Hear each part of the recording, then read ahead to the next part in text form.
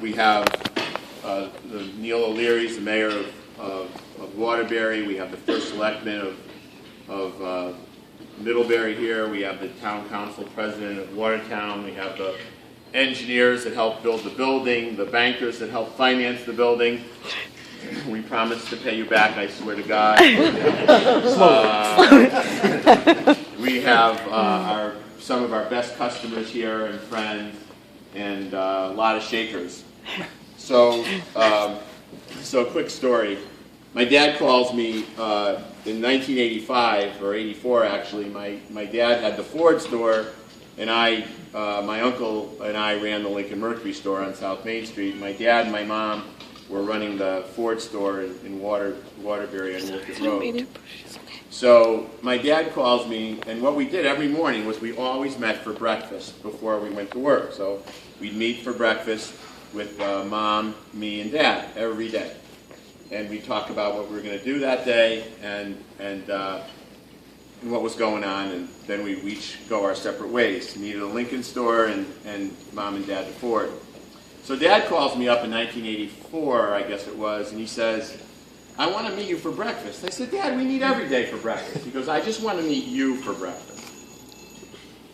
So I'm like, what's going on here? And I don't know, something's up.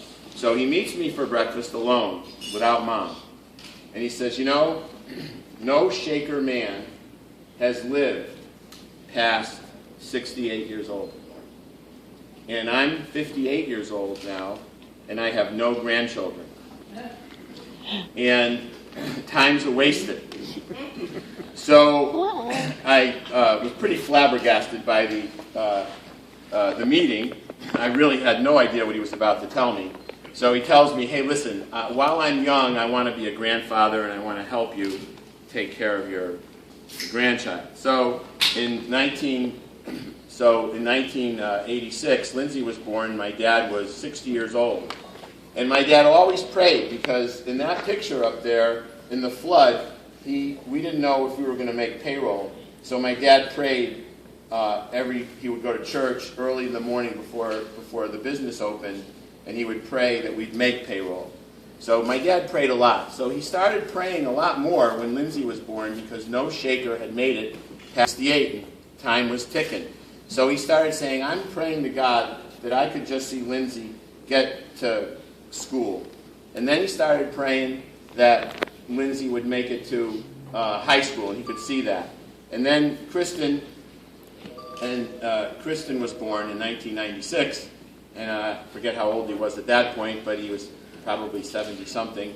And now he starts praying that Kristen would get to high school, and then he'd see that.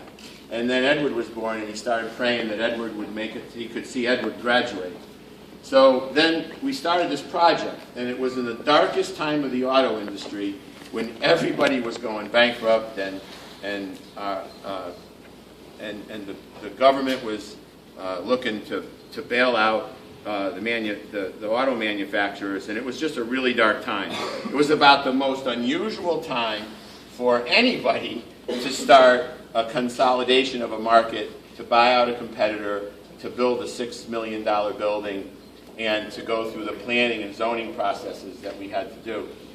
My wife said, you didn't curse the darkness, you lit a candle. So then this building started to come to fruition, and then it was done, and then we moved in, and my dad started praying. He goes, I'm just going to pray that Alan Mulally, because we all read American Icon, and I'm praying that he could come here. And I said, Dad, you know, you've prayed a lot all your life, and God's given you a lot of blessings.